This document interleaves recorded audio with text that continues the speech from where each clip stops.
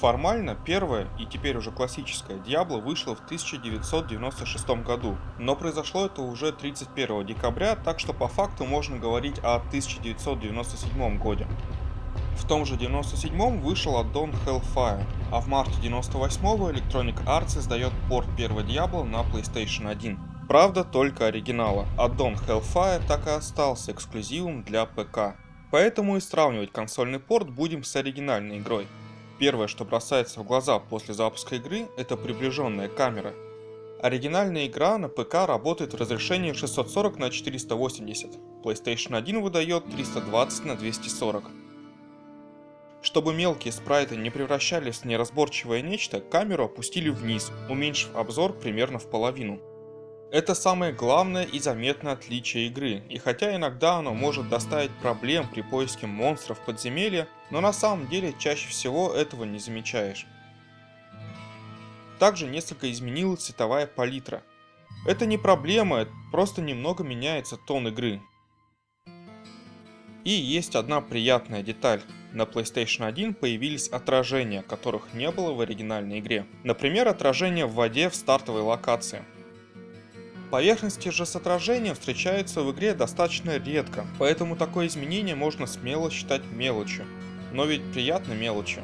В остальном, в плане картинки, это та же самая игра. Такие же анимации, такая же генерация подземелий, те же классы героев и враги, как в оригинальной игре. Только долгие загрузки подземелья удручают и сильно отличаются от ПК-релиза.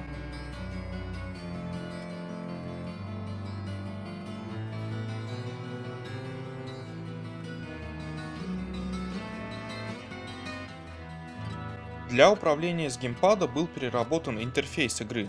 Да, быстрой навигации как с мышью не выходит, но взамен игровой интерфейс не отъедает остатки игрового пространства.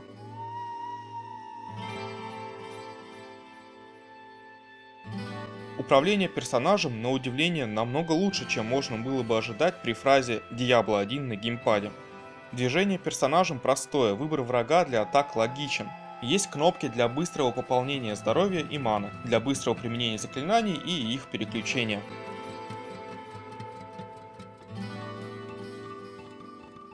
Видеоролики пережаты с более низким разрешением, нежели оригинальные. Сделано это было для того, чтобы процессор PlayStation 1 справлялся с декодированием видеопотока. Аудио уже удалось избежать этой участи. Музыка, диалоги и звуки представлены в полном составе и по битрейту не отличаются от оригинала.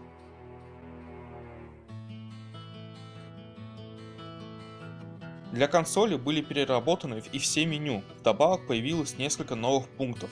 В версии для PlayStation 1 из меню можно прочесть историю Diablo. Since the beginning, the forces of light and darkness have engaged in an eternal war, the great conflict, whose victor will rise from the apocalypse. А также есть возможность выбирать уровень сложности при начале новой игры. Порт Diablo для PlayStation 1 лишился онлайн-мультиплеера по вполне понятным причинам. Но зато появился пункт для двух игроков. Тем самым он позволяет начать кооперативное прохождение игры вдвоем за одной консолью. Локальный мультиплеер был актуален и популярен на момент выхода этого порта, так что наличие такого режима неудивительно. В Diablo на PlayStation ввиду ограничений движка и производительности консоли отказались от разделения экрана. Игрокам в кооперативном режиме надо будет проходить бок о бок, что может ограничивать дальность продвижения одного игрока из-за действий другого. В целом же режим хорош и интересен. И теперь самое интересное для нас – производительность игры. Хотя в случае с Diablo на PlayStation ничего особо интересного нет. Производительность здесь в целом стабильная.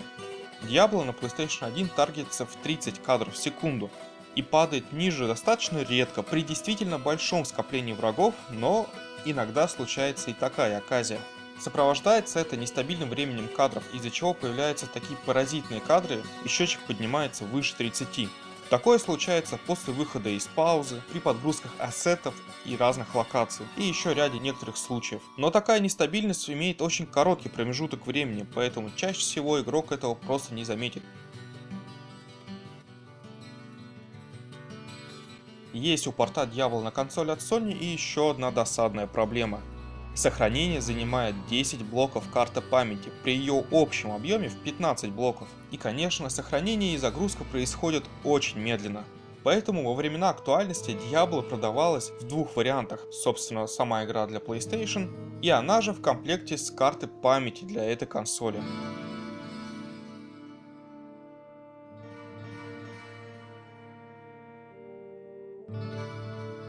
Diablo для PlayStation 1 в целом не так сильно отличается от оригинала на ПК.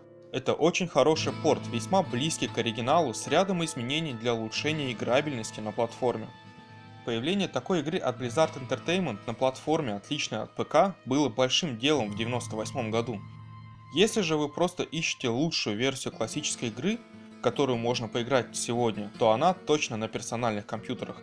Некоторых положительных изменений консольной версии недостаточно, чтобы говорить о превосходстве.